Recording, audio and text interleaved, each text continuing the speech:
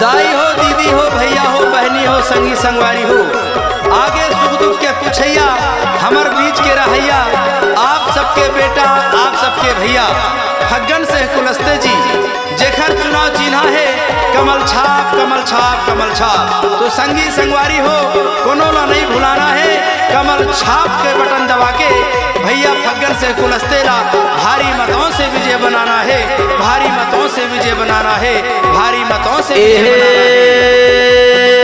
Vote देना है भैया कमल निशान मा, वोट देना संगी मोर। वोट दे दैया भैया फग्गन सिंह कुलस्ते ला, वोट देना दीदी मोर। वोट देना है भैया कमल निशान मा, वोट देना दीदी मोर। वोट देना है भैया फग्गन सिंह कुलस्ते ला, वोट देना दीदी मोर। कमल निशान मा बटन दबावो, कमल निशान मा बटन दबावो, फग्गन सिंह कुलस्ते ला जुर्मिल जिताबो, जुर्मिल जिताबो।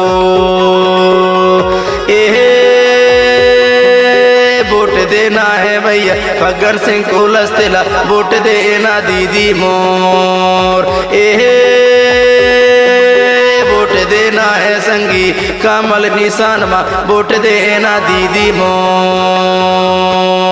निवास विधानसभा क्षेत्र क्रमांक 106 से शिक्षित, कर्मठ, अनुभवी, ईमानदार, जुझारू, मिलनसार, सुख दुख के साथी, सुख दुख के पुछैया भैया फग्गन से कुलस्ते जी, फग्गन से कुलस्ते जी जेखर चुनाव चिन्हा है कमल छाप, कमल छाप, कमल छाप।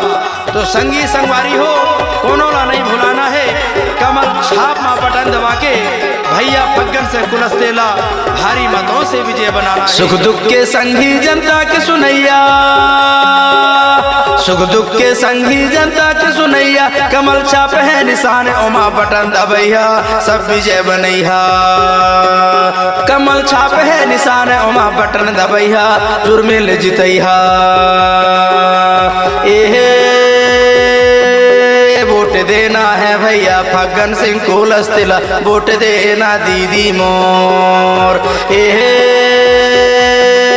वोट देना है भैया कमल निशान मा, वोट देना संगी मोर। कमल छाप, कमल छाप, कमल छाप, कमल छाप। तो संगी हो, दाई हो, दीदी हो, भैया हो, बहनी हो, कोनो ला नहीं भुलाना है, सुरताला राखे रहिया। अवैया 17 तारीख दिन शुक्रवार के सुबह 7 बजे से 5 बजे तक आप सबोला मतदान केंद्र जाना है और आपका अपना निशान कमल छाप में बटन दबा के भैया फग्गन से कुलस्ते जिला भारी मतों से विजय बनाना है।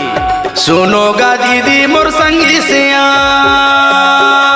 सुनोगा दीदी मोर संगी सियान, कुलस्ते जी के चिन्हा है कमल निशान, कमल निशान। कुलस्ते जी के चिन्हा है कमल निशान, कमल निशान।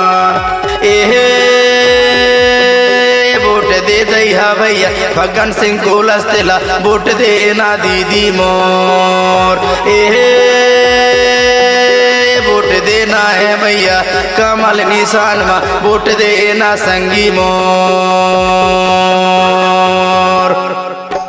जन जन की है यही पुकार, घर घर विकास, घर घर रोजगार। जन जन की है यही पुकार, घर घर विकास, घर घर रोजगार। भारतीय जनता पार्टी की सरकार अब की बार, अब की बार, भारतीय जनता पार्टी की सरकार अब की बार, अब की बार। नेता नहीं बेटा चुनिए, नेता नहीं बेटा चुनिए, भैया फग्गन से कुलस्ते ला भारी मतों से जिताइए, भारी मतों से जिताइए। दाई दीदी सबला मिल ही रोजगार, दाई दीदी सबला मिल ही रोजगार, सब मिलके बनाबो भाजपा के सरकार, भाजपा के सरकार। सब मिलके बनाबो भाजपा के सरकार, भाजपा के सरकार। वोट दे देना है भैया कमल निशान मा वोट देना दीदी मोर वोट देना है भैया फग्गन सिंह कुलस्तेला वोट देना संगी मोर कमल निशान मा बटन दबावो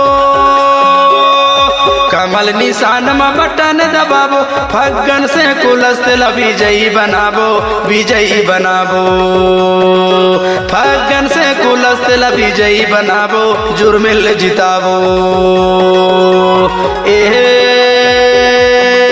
वोट देना है भैया कमल निशान मा वोट देना संगी मोर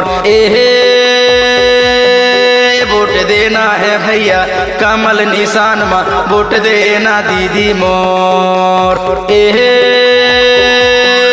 वोट देना है भैया फग्गन सिंह कुलस्तेला वोट देना संगी मोर वोट देना दीदी मोर वोट देना संगी मोर वोट देना दाई मोर।